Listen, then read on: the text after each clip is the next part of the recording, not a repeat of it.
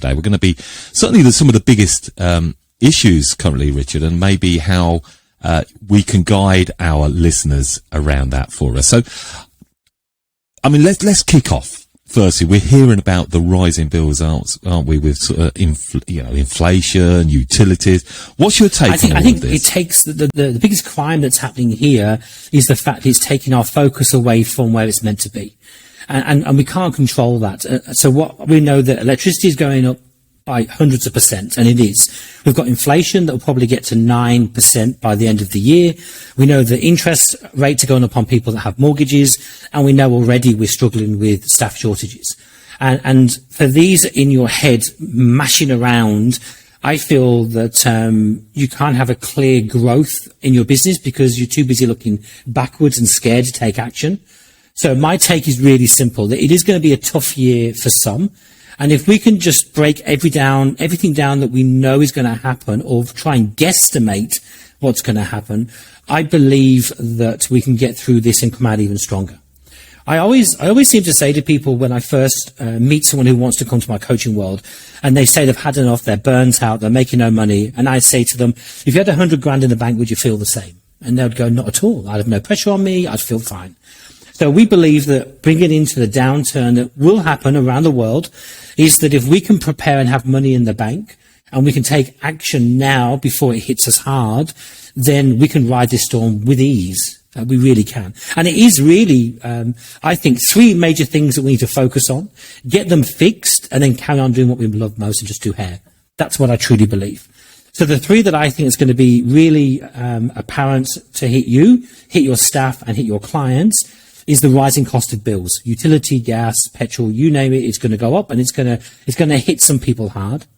We're going to see the fact that clients are going to start dragging out their appointments. People already I'm speaking to are seeing more white spaces now than they've seen before. So that's on the way.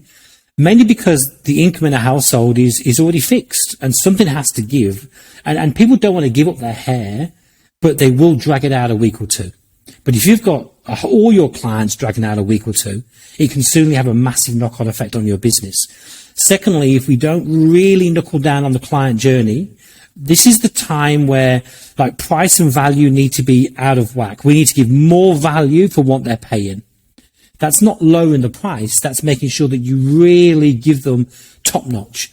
You know, if they're booked in for a color and a cut, you make sure it's perfect. You make sure they've felt the love. You make sure they're out on time. You make sure there's no stain left on their skin. It has to be perfection.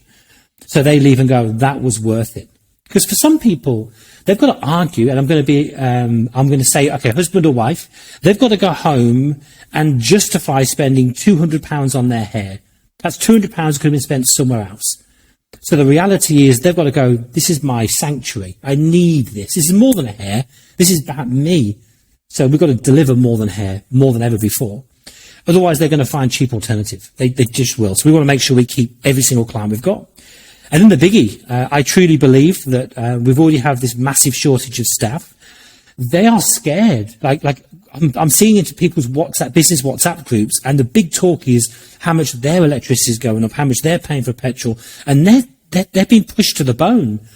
So we suggested to our clients, and some of our clients helped us on this. They walked straight into their salons and said, everyone gets a 5% pay rise from today. And that's what they did to shut the chatter in the salon. You know, we're going to make sure that you make enough money. And then the owners are just crunching the numbers to make it happen. And these 3 things, I think if you can master these things, you will come out of this really quite strong. Brilliant. Right, let's go back then. And I'm looking forward to really going deeper into this, Richard. And thank you for setting that up and covering those points. Absolutely spot on. Let's talk about the utility prices. We can't change those, but how can we deal with these? Is there anything that we can put in place to help us with these sort of crazy prices that we're going to be seeing? I think for most people, we need to knuckle down to maths. We need to get the break-even point of your salon. So it's quite simple. Work out what your takings are now over the year. Work out what your stock spend is. Work out what your bills are, and work out what your wage is. And then you're left with profit.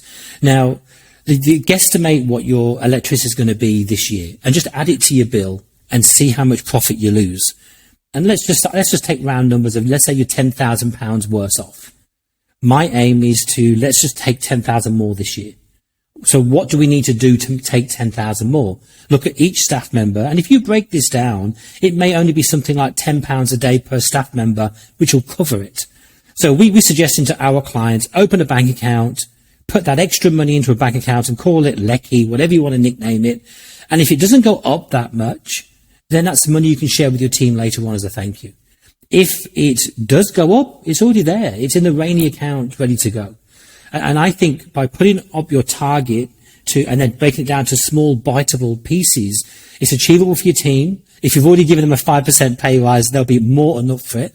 And then you've got something that you can go, okay, I'm not even going to think about it anymore because it's now paid. We do have the ability to get our clients to pay for this rise without doing a pay rise. We've just got to do a bit more, better consultations, better rebooks, better service. It's time to knuckle down and do good. So for a lot of our salon owners, independent hairdressers working as businesses, they're hearing you talk about this, and we've got to pass that on to our clients. But some will, as you would be